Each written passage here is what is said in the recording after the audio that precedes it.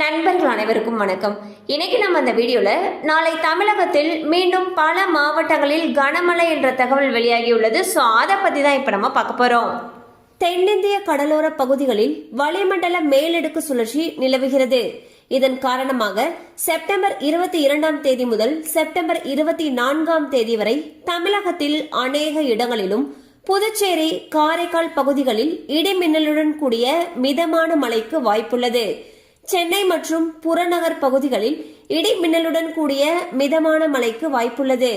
மேலும் தமிழகத்தில் இன்று இரவு நீலகிரி, கோவை, திண்டுக்கல், திருச்சிராப்பள்ளி, ராமநாதபுரம், சிவகங்கை, ராணிப்பேட்டை, திருப்பத்தூர், வேலூர், திருவண்ணாமலை, கடலூர் மற்றும் மயிலாடுதுறை ஆகிய 12 மாவட்டங்களில் இடி மின்னலுடன் கூடிய மழை பெய்ய வாய்ப்பிருப்பதாக அறிவிக்கப்பட்டுள்ளது.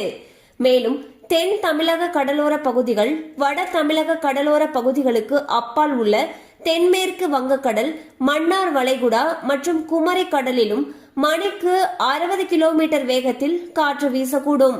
இதனால் மீனவர்கள் இந்த பகுதிகளுக்கு மீன் பிடிக்க செல்ல வேண்டாம் என்று தெரிவிக்கப்பட்டுள்ளது.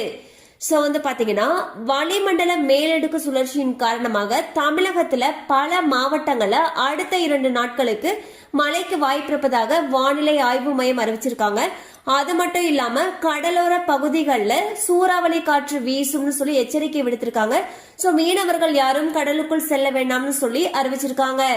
மேலும் மழை அதிகமாக பெய்யும் பட்சத்தில் அந்தந்த பகுதிகளில் இருக்கக்கூடிய பள்ளி கல்லூரிகளுக்கு விடுமுறை விடப்படுவதற்கான வாய்ப்புகளும் அதிக அளவுல இருக்கு. கண்டிப்பா அந்த அப்டேட் உங்களுக்கு பயனுள்ளதா இருந்திருக்கும் நம்புறோம். மேலும் இது போல அப்டேட்ஸ் உங்களை உடனே ரீச் ஆகணும்னு நினைச்சீங்கன்னா நம்ம சேனலோட தொடர்ந்து இணைந்திருங்கள்.